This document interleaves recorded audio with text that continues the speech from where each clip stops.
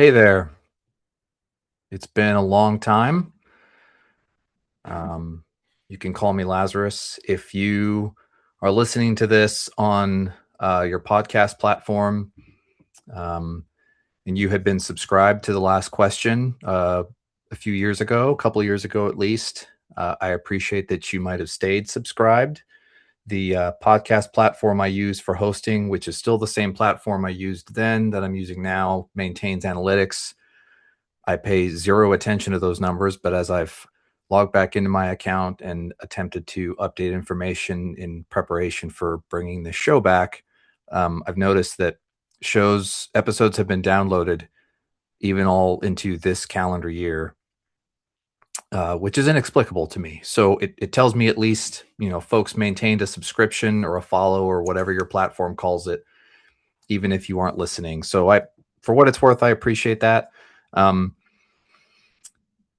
I could spend a lot of time waxing philosophical about why this show is coming back. I'm not gonna take the time to do that. One, because I don't know that you would care so much. Two, I don't want to get into it right now.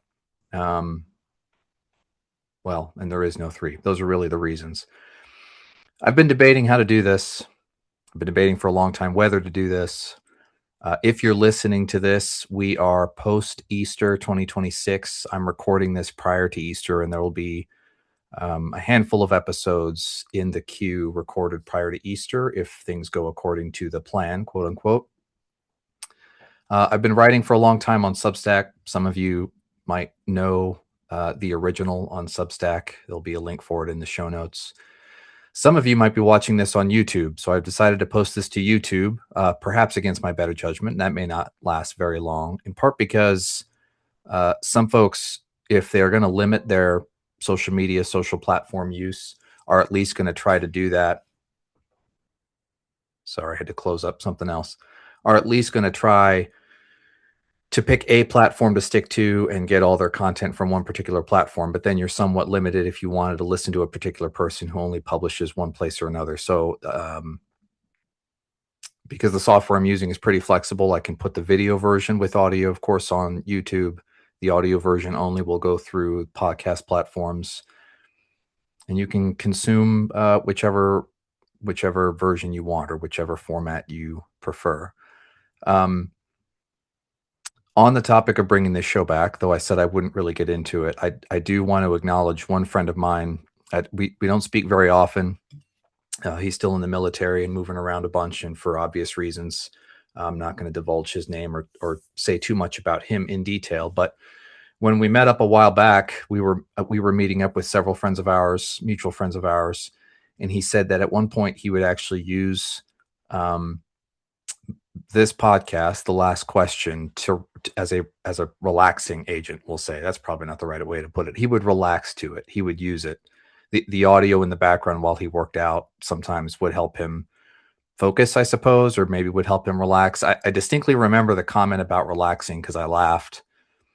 I thought it was quite funny because, particularly not so much when he and I were talking, but in the era when I first launched this show and thought I was going to do something with it, and what I thought I was going to do with it, I was pretty angry about things still, and generally angry, and it didn't take much to pull that anger out, I guess you could say. So I'd like to think times are different now. I'm not nearly as angry, but I'm often saddened by things, events in the world, events around me, experiences at work, all the kinds of things that might sadden you or your family or your friends. Um, that is in part one of the things we're going to talk about on the show. Um, this is not a show about leadership, quote unquote. I'll put the scare quotes on screen for the folks uh, on YouTube. I'm not going to talk about leadership because, to be honest, I don't know how to talk about leadership, at least not anymore. I used to think I did. Um, since I attempted to do that whole coaching thing and get into media where we talked about this kind of stuff, right? Whatever usefulness I provided through those attempts, I'm grateful for. But at the end of the day, one, I was posing. Two, I only continue to learn as I get older and as I continue to continue to experience the workplace that I have no idea what I'm doing. Um, but I don't know who does either. So leadership's important. It's useful. It's necessary to talk about. We'll certainly talk about it here and there, but it's not going to be the only thing we talk about. It gets rather boring, to be honest, if you're always talking about that kind of stuff. If you're always talking about the corporate world or military or this or that, or um, pick whatever other buzz term you want from Harvard Business Review, like all that shit gets boring, to be honest. And so the Substack's called The Original. This is called The Last Question. The intent was never to be pigeonholed. And of course, I self imposed such a limitation when I said, well, I've got to specialize, right? Because that's how you make money in media and get popular and get clicks and all the blah, blah, blah, blah, blah, blah. That's the mindset I was in. I think I've said that before, probably in one of the last episodes, or perhaps in that intervening episode that was sort of a premature teaser for the show coming back. Regardless, I'm not dealing with that anymore. I'm not worrying about it anymore. So why am I doing this? I said I wouldn't get into it, but that's basically what I've been doing, talking about the last few minutes. It's very easy to get wrapped up in how broken and busted the world is. It's very easy to say, times have never been so bad. These are unprecedented times. The world is a mess. The world is crazy. It's sort of turned into a cliche. Every podcast interview you listen to, when you watch the news, when you read contemporary books, like current affairs type books, newspaper articles, not that anybody reads them on paper anymore, but I think you get what I'm saying. Regardless of what kind of media you're consuming, you're inundated with the same idea. The world is a mess and it's never been worse. And then it takes an even keeled historian or professor like person to be like, the world has always been busted, and it's always been pretty busted. And in fact, there's probably time periods we can point to pretty easily where the world was worse than it is now. It just feels bad. One, because you're in it. You weren't in Europe. You didn't live in Eastern Europe in 1939 or during the 30 Years' War. You weren't in Asia during Alexander the Great's invasions. You weren't at Thermopylae. This is the time you're in. This is the only time you'll get to be in. And so, of course, if it feels bad now, this is to some extent, of course, as bad as it's ever going to feel. That makes sense. But what dawns on you, the more time you spend thinking about that is, how do I know how to think about the world other than what my sense experience is telling me right in the immediate, in the near term? Like, is there any way for me to put this into context so that at least at a minimum, I don't have to be nearly as upset and freaked about it? And I think there's definitely a way to do that. And there's a way to talk about things. And there's frankly questions to ask and things to think about and talk about that force you to realize that the world's brokenness is, one, chronic, meaning it's been like this a long time, but also two, the ability you have to worry about things you cannot control. That might be the uniqueness that makes today feel so acutely disastrous, is just how easy it is for you to know what's happening almost anywhere, right? So we have the technology to see black holes light years away. We know everything the Pope says when he says it, which was never true for most of the church's history. The president of Nigeria, I don't know his name. We can find his name, first off, within 30 seconds. And then within a minute, probably, you can find his latest speech or the latest thing he said in public. All the more so with big name leaders of big countries. And if you're an American or live in North America, it is a foregone conclusion that you probably know what latest random thing the president said yesterday or this morning. That's not been true for the vast majority of human history. The ability for me to know just about anything at any time from anywhere in the world is astounding, and it is a very, very sharp double-edged sword. And there's lots of people who talk about how we are we're damaging ourselves. I was gonna come up with some cool phrase, but I'm not that witty. I'm not that quick. It's a double-edged sword, and although you can cut through problems with all the different ways to find information and communicate with folks, you also can just chop your own head off with all the access to all the things all the time, because what that's doing to people in many ways is it's preventing you from focusing on the stuff that really matters, which is an extremely tiny proportion of the entire world.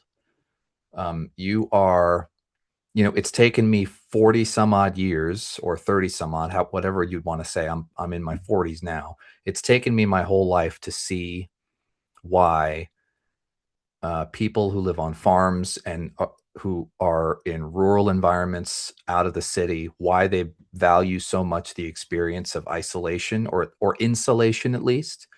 They're not trying to avoid people entirely, but they have their property, their business, or their work, their family, spouse and children, animals, livestock, crops, whatever. That's it. That's their world. When the United States was founded now 250 years ago, and even before then, the president of the United States was not supposed to be an important figure.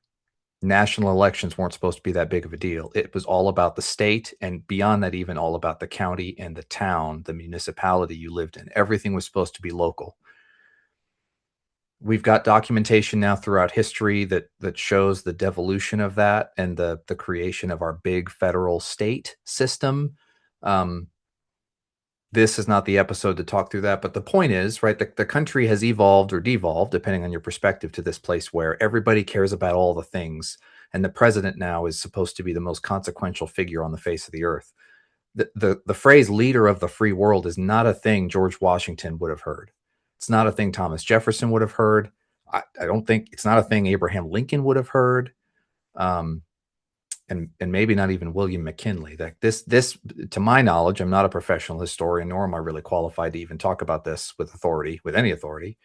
But to my knowledge, this was a phrase that came from the Cold War, right? Where it was really the first world, North America, NATO, the second world, Soviet Union and communism, and the third world, everyone else, which is where the third world term comes from. So at any rate, we live in a world now where you can know everything and all these things, and there's all these people with outsized influence. But certainly if you're an American, and arguably if you're a North American, that wasn't supposed to be the way we were living our lives. And for the majority of human time, for the majority of our time in creation, that was not the point. We were supposed to tend to the part of the world that we are gifted.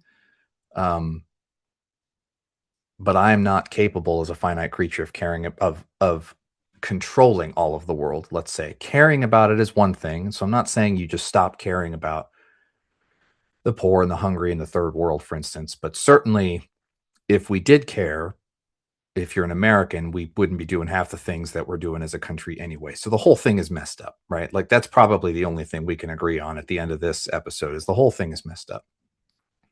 So, okay, that was a pretty long tangent, but that's all right. That's a decent intro, I suppose. And if it's not, I'm sorry, because this is going to be this is a single take kind of a show. I don't do editing.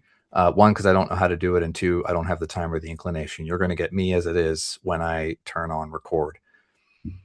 What this episode is probably called, when you see it in your queue on YouTube or on Spotify, what this episode is probably called is "Who Shall We Hate Tomorrow?"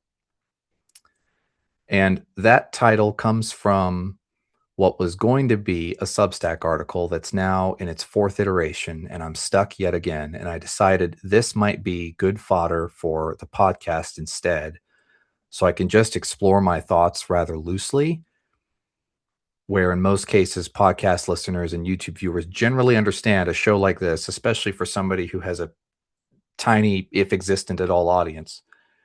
Purpose of this is to think through ideas. I am going to be talking to people, by the way, but you're also going to get solo episodes. And is there a structure to how that works? No, there's no deliberate balance to it. I think I'm going to aim for weekly on this because I think that's still useful because it's a conversation starter and there's plenty to talk about. And I definitely have a list of folks that I'm working on talking to expose all sorts of big ideas and to ask questions and to try to get at how much better is the world perhaps than we think it is or than we're led to believe. Anyway, Who Shall We Hate Tomorrow, which was a title originally inspired by I think a series, I was listening to a couple of podcast episodes by Dr. Alan Harrelson. So, of the Pipe Cottage Journal on Substack, Dr. Alan Harrelson on YouTube. If you've heard of him, um, hopefully you've listened to him or watched him. He's got a lot of interesting things to say. He is a proud Southerner, I think I can say. He owns 200 acres somewhere in Kentucky, but talks a lot about Southern culture and agrarianism and what the United States was originally supposed to look like and supposed to be about. He's not a slavery apologist by any stretch, but he will defend many of the ideas that, in theory, the Confederacy was attempting to defend that have since been washed away in the history in favor of a not untrue, but perhaps oversimplified binary of slavery versus freedom. It is a binary that is true, but not sufficient, probably, to explain the dynamic occurring in the Civil War between North and South. And even then, I think Dr. Harrelson might take issue with the way I put that, and that's okay. He's one of the people on the list who I'm hoping to talk with. But at any rate, he's taking us through history, and it occurs to me over time, right now, it's easy if I talk about ice. Chances are you're not thinking about what's in my drink, although I'm drinking coffee right now, so there's definitely no ice. You're thinking about immigration and customs enforcement. If you're in the United States or elsewhere for that matter, anywhere across the Western world, you probably know about ICE raids and immigration and customs border patrol officers going into cities and arresting people and forcing deportation on men, women, and children, separating families, building detention centers in cities that don't want to see them. This idea that the Trump government is isolating quote unquote blue states and blue cities. That whole thing is driven by a whole host of factors, to include hatred to some extent. Okay, there's political hatred that is evident. There's also I suppose you could call xenophobic hatred, right? People do still hate other people for different color, skin, different ethnic origins, um, different religious systems or predispositions, whatever. If there's one pastime that all of humanity seems to share, it's hating something or someone at some time. But it occurred to me over the course of U.S. history, right? We as an American, as a country of sorts, as an American people, which is another concept that Dr. Harrelson might say doesn't actually exist, and we can get into that hopefully in the future. But Americans, quote unquote, have always hated somebody. We've hated Irish and German and Italian immigrants, at one point debating whether they were white enough to count as white, which probably sounds ridiculous perhaps to a Gen Z person listening to this, but that's a thing we used to do. Whereas fast forward to now, where the hatred du jour seems to be Latin American immigrants, right? Mexico, South America, Central America. If that's the hatred du jour, you might look at the history of our hatred of an attempted prevention of immigration from Ireland, Italy, Germany at one point, various other countries. You might look at that as ridiculous. Like, what do you mean we ever had issues with Irish people? Like white, redhead people, Christian, Catholic coming up, like, why would we hate them, right? This is all this nonsense about the Christian right, and somehow if the Christian right defines the country in your eyes, then why would we ever hate Christians, quote unquote, coming from Ireland? Well, the history is way more complicated than you might think. All that to say, we've hated people, I think, in almost every era this country's existed. And so it's one thing to say, well, we're going to have issues. We're going to hate Muslims. In the post 9/11 days, that was a concern. That was a danger. There's a lot of hate of Muslims simply because they're Muslims.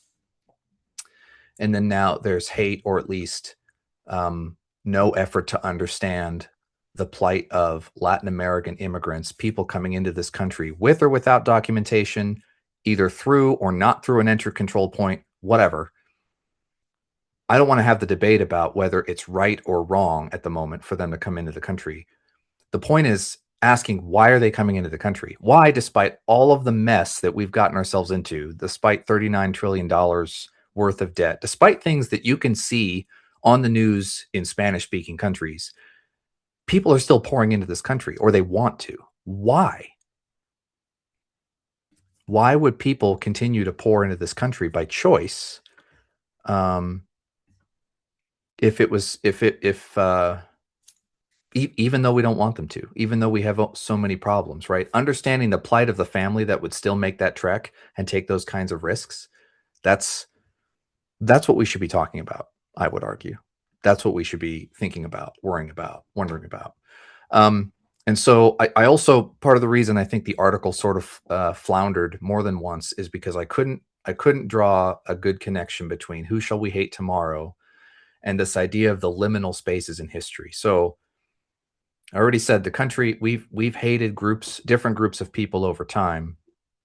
The other thing that you notice when you read history is it's easy to compartment certain periods of time: the Civil War, 1861 to 65, World War I, 1914 to 18 or 19, World War II, the Roaring Twenties fits into the 1920s. There's all these discrete periods that, and it's tempting to think that that's what comprises history. But how do you get from the Treaty of Versailles to end World War I into the Roaring Twenties? There's a period of time where World War I veterans came home. Some of these people are children or grandchildren of Civil War veterans. So that memory is still real and fresh. It's not read in books. It's your grandfather fought in the Civil War and told you about it. So now they come home from France or from Belgium. And then at some point, somehow, the national economy gets to a place where it is booming. At the same time, we've prohibited alcohol consumption and production. And there's this very unique period of time in the US known colloquially as the Roaring Twenties. But what happens in between? How does a World War I veteran come back with all the memories they have and all the cultural knowledge they have, the battlefield scars they have, and now step into 1921, 22, 23 as the country is starting to boom, but you're barely 5 years away from the Great War, as they called it at the time. So when you talk about liminal spaces, and you talk about really good books on history, two books I've read recently, one that I just finished, another that I finished at the end of 25, that I wanted to talk about and, of course, recommend. And mild spoiler alert here, because I can't guarantee that I will be spoiler free as I talk about these, but I'm not going to spend too long talking about them. First book is called Berliners. Author is Vesper Stamper. She's a writer and illustrator. She's been interviewed several times on various podcasts, and I heard of her on Pints with Aquinas some time ago. Berliners is about two brothers split by the Berlin Wall, so 1961 timeframe. But what's interesting is this is also a Jewish family, and they find out, I think by accident, that they are of Jewish descent. And the Soviet-influenced East Germans would want you to think that they are all about egalitarianism and the workers and all the things that you remember, hopefully, from the ideals of socialism and communism. But of course, the Soviets were just as deliberate, if not more so at times, about purging Jewish people from its system and from its country and from its government as the Nazis were. Two sides of the same coin, not two opposing sides, as those sides would have had you believe. Berliners was really good, but the secondary inspiration for this podcast in particular is the one I just finished, called What the Night Sings. Okay, something you'd notice about this maybe. So these books are written and illustrated by Stamper. Okay, if you're looking at this on the video, it's probably not very clear, and my audio is probably all crappy, so I won't take too much time with it. But if you look at it, and when you look this book up, these are young adult books. These are books made for kids. Now, not toddler age, not single digit age, arguably. I think on Amazon it says ages 10 and up, maybe, or 12 and up. What struck me about these is they do not shy away from the seriousness of the Holocaust in this case, and the Berlin Wall and the Cold War, and the splitting up of families quite literally overnight in Berliners. They don't shy away from it at all. Stamper doesn't attempt to sugarcoat. Now, she's not particularly graphic, I don't think, in my opinion. There's not a lot of blood and gore. There's no gratuitous violence or profanity or whatnot. But the idea, what the knight sings, and I don't think this spoils it too much because it's the very first page. You open the book at Bergen-Belsen, 1945. So in a concentration camp at the end of the war. And the main character, the protagonist, Goethe, is among those survivors being liberated by the British. Now, I had to research this. I had to look this up. Liberation of the camps happened between summer 44 and spring 45 as the Soviets moved toward the Axis from the east and the other allies moved in from the west. And so Auschwitz was liberated in January 45. I didn't realize that early on.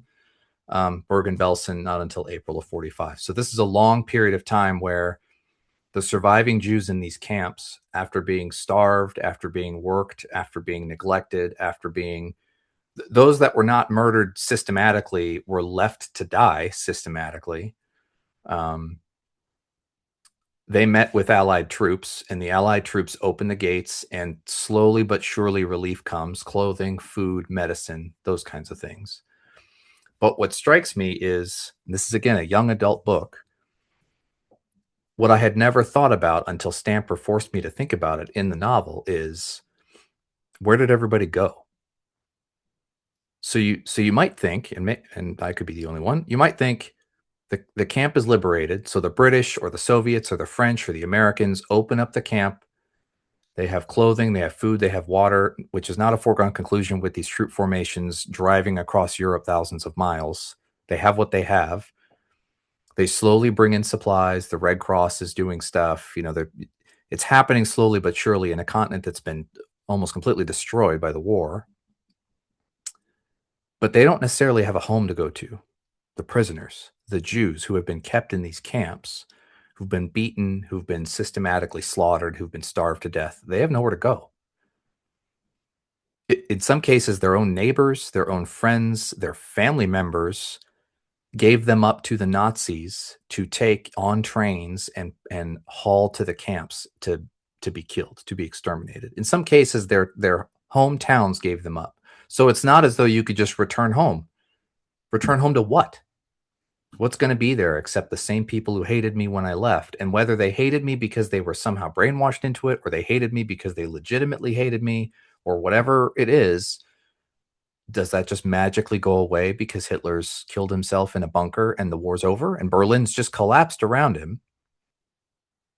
Berlin is occupied by the Allies, and that's how we get to a divided Berlin and how we get into the Cold War. But does it just end? And there's a remarkable sequence in the book. Now, this is where the spoilers come in, probably. There's a remarkable sequence where Goethe and her now husband, which is a spoiler, doesn't mean it's not worth reading the book, but that is a spoiler, I have to admit. So where Goethe and her relatively new husband, who are dressed traditionally such that you could identify them as Jewish, but also probably look Jewish, perhaps, to a random German citizen, and they're recognized by some folks, I think, in his hometown. They go back to his hometown first off, after months still at Bergen-Belsen, under British guard. So when they leave the gate during the day, they have to check in with the British guard, and the Brits have to keep them in the camp overnight. They are kept in the camp. Why? And you get the sensation, you get the feeling that they're not just in the camp because, well, this is the only place to be, and so the British will take care of us or the Allies will take care of us. It's that they can't just leave. They have to have a family member who sponsors them out, or perhaps a ticket out somehow to go to another country, to immigrate elsewhere, to the UK, to the US. Let's remember, in this time period, the US all but shut the door completely on Jewish refugees. Let's not overshadow the fact that the US, well, it's probably not too much to say that the US was complicit in the Holocaust to some extent, because we kept them from coming here. With a pretty good idea already of what the Germans and what Hitler was capable of and thinking about doing. In any event, without a ticket to exit, to leave, they were in the camps. So after months and months, I think, as the book tells it, Goethe and her husband are in his hometown in Poland, and they're on the street, and I think they get harassed on the street, and then they knock on the door of his old, I think his an old house, a house that was in his family. Let's say I don't remember the relationship. It's not a big deal right now. He knocks on this door. This woman answers, and she's immediately irate and kicks them off the porch and spits at them and yells a slur and is overtly, obviously anti-Semitic and hates them as much as you would expect of somebody who lived in Nazi-occupied Poland who supported the regime. And it makes you wonder, well, it's not like they would just not believe it all of a sudden. Like, it's not that people don't just flip the switch. Oh, Hitler's dead. He must have been wrong. No, of course not. Right? To some people, Hitler's a martyr. To this day, some people believe Hitler's a martyr, which implies he died righteously for a cause or died for a righteous cause. Even in Berliners, I think you get a taste of this because it's 1961, so now we're coming up on 20 years since the war, 15 years since the end of the war. People still hate people. People still hate Jews in Germany in the 60s, in Allied occupied Berlin and Soviet occupied Berlin. In westernized democratic West Germany, people are still facing anti-Semitic threats because the people were alive in the war. People were alive during the Nazi period. Even if they didn't genuinely believe it, but they were bought into it, they were brainwashed by it, they couldn't flip a switch. The hatred lasts, and hatred of the Jews is one of the oldest, if not the oldest, hatred anybody that we know of. The Jews have been hated since the beginning, literally since the beginning.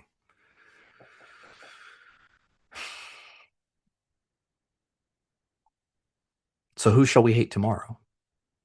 Because on the one hand, you can say, so I recommend these books because it really makes you think about the liminal spaces in history, and they're really, I mean, they're good stories, they're really good books, and they're amazing. They're really good examples of what you can, the profundity you can pack into a young adult book or a kid's book. I mean, these are not lightweight reads that you would read to a 4-year-old. Like these are books that I think they're written for ages 10 to 12, but they are serious books that I think are worth your time. Certainly read them before you might want your kid to read them. That's fair. But I mean, I think my boys would read these eventually, but I read these for myself and appreciate them for what they are for myself as an adult. At any rate, the liminal spaces in history teach you a lot if you think about it, about how people end up believing what they believe and what leads us into or away from that, or how does that work. So then now we may be in a liminal space. We're in a liminal space at the same time we're in a defined era. That's the beauty of present time. You're simply in the present, and then history will look back on this particular day with some context in mind. And more than likely, it will treat today as both a liminal space worth ignoring and a defined period worth study. Who knows what's going to happen? But who are we going to hate tomorrow?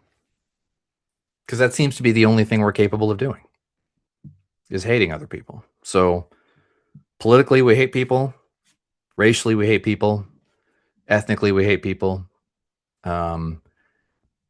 Go on X, formerly known as Twitter or YouTube, and Lord knows we hate people. We hate each other. Everybody hates everybody on those platforms. Like if you read any comment, probably chances are 70% chance you're going to find something vulgar, profane, people saying F you to each other. And then this is like, you could watch Christian apology or Christian apologetics videos, and there's people dropping F-bombs at each other because they're getting mad at each other.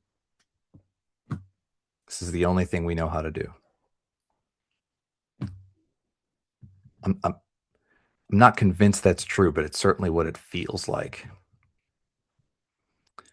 These books are really good to make you think about what it's like to be the subject of that hatred, or the object, I should say, of that hatred, and maybe to get you to consider that there's a person behind whatever avatar you think you hate. You hate some image of something that's not the something, more than likely. Which isn't to say it doesn't give anyone license to hate a person genuinely for some reason. We're not supposed to hate at all, but certainly if all you're doing is you're getting angry at some facsimile of some group or some person you've never met, well then maybe you should take a step back and wonder what the problem is and why do you even care? So to get back to the previous point about the country was never meant to be this one big unit that acts on its own and that has all this outsized influence. But but because of that, we suddenly care about all these things that you wouldn't necessarily have to care about because you can't do anything about them. So that's not to say you become indifferent and cold and apathetic and unloving, but if I suppose if the choice is between apathy and living your life and just trying to live as best you can within your sphere of influence, which is arguably quite tiny, as is mine. If the choice is between that level of apathy and vitriol and you jumping online every day to go on Facebook to talk about how heinously evil the Democrats, the Republicans, the left, the right, the gay people, the trans people, Muslims, Christians, Jews, these people, that people, this person, that person. If those are the choices, I would opt for apathetic. Like just stop. Just forget about it. Why can't you forget about it? I think because we've built this construct that sucks you in, right? You've got to be angry. It feels like you're doing something, right? Which gets to the meaning crisis and the fact that everybody's stuck in these dead end corporate jobs that all suck, which is not untrue. Believe me. So like I need to do something meaningful, and getting angry and agitated about something feels like I have a purpose now to drive after. And so it's easy. And so I jump on it. And then I go to a protest and then I'm throwing rocks at a cop's face. I'm rambling on now. And so this is how we know it's coming to a close, especially for the first episode back. It's going to be rough, right? There's going to be rough edges, assuming you're listening to this. Who knows if anybody's going to listen to this? From my one friend out there, hopefully there was a part of this that helped you relax. If not, I'm working on it. So what's the point? The show is back, and we're going to talk about all sorts of things. I think weekly is going to make sense, but hey, if I miss a week, it's going to happen because I also have a life and a sphere of influence I have to worry about, and work a day job that's not awesome, but the job pays the bills, and it's something that God has given me that is taking care of my family that I cannot, in all fairness, really complain about. So everybody's got things going on, but the show is back, and we'll see where this goes. Look up Vesper Stamper, author, illustrator. You can check me out on Substack still. If you have before, thank you. If you haven't, AC Lazarus, LAZARUS.substack.com. This will also be up on YouTube. So if you're watching this on YouTube, I think I'll continue the YouTube thing. I never thought of myself as a YouTuber, and I still don't. But YouTube is preferred by some folks, and it's pretty easy for me to just do that with the same media files that I'm already creating. So we'll see where this goes. But who shall we hate tomorrow? I fear is the operative question. And that is scary and saddening, and I guess enough to really trigger me into saying something about it, on the off chance that folks might start to realize that that's a really bad way to live. Just looking for the next fight or the next person to beat up or the next person to hate, the next person to scream at. I work with people like this in my day job. They thrive on drama in ways I cannot fathom. Something has to be lit on fire. They have to have some relationship falling apart. They have to have some meeting that went horrible. Some folks, this is how they're fueled. and the world is broken, and so this is something to be expected. But to some extent, right, we could probably not do it, maybe, or maybe at least go back to where we were arguing with each other and hated each other's ideas, but maybe we wouldn't be so quick into going into the streets and like punching each other and kicking each other and shooting each other. I mean, there's a way probably to be angry with each other without it, no kidding, tearing a city or a state apart. Um, maybe not. Maybe I'll figure it out over the course of talking about these things. Or maybe more likely I'll realize how little I know, um, but perhaps we'll enjoy our time and learn something along the way. So this is the last question at the moment because I'm not savvy in this either. There's no intro or outro. There's no music. It's not particularly polished. It's just me coming back to you. Um, I've seen some things in my life. I'm not particularly old. I'm not particularly smart. I'm not particularly experienced. Um, the one skill I have though is I tend to ask questions until I annoy the crap out of people. And if I'm confused, I will tell you. And I am genuinely confused a lot of the time. And one of the things that confuses me is how easy it is and how much we seem to like hating each other. When it really is exhausting to be angry all the time. But we're angry all the time. And I'm kind of sick of being angry all the time. I was angry. I still get angry. I don't like it. I don't like myself when it happens. Um, but yeah, I don't know if it's worth it. I don't think it's worth it. And there's a lot of things we deal with and that we allow to stress ourselves that we get angry about. And if we step back and thought about them, I think we might realize in most cases, yeah, they're not worth it. They're just not important enough. And if somebody wants to get mad at me because I don't care so much about what they think I should care about, well, then let them get mad at me. But I'm not going to worry about that either. Because if there is meaning out there, which I believe there is, I don't think the source of meaning was looking for me to just be angry all the time, but for me to aim toward it. Can't really aim towards something positive and useful if you're just pissed off. So I'll leave it there. I'm Lazarus. I really appreciate you listening. Check out my Substack, subscribe to the podcast, or throw it a like or a comment. Certainly, let me know your feedback, and in positive or negatives, of course. YouTube, I'm a lot less inclined to look at comments because of what I said before. It's just a dumpster fire most of the time. But I certainly appreciate it if you take the time to engage, and I will talk to you soon.